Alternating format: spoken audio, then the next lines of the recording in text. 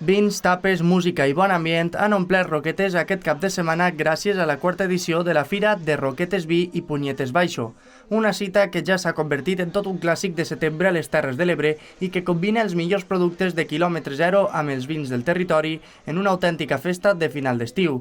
Un dels cellers participants ha estat el Filòxid.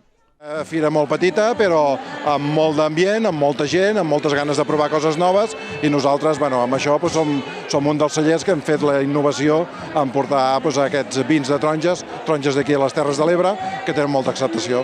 Per a l'Ajuntament, la fira és molt més que una trobada gastronòmica. És un motor per dinamitzar la ciutat i projectar els productes locals.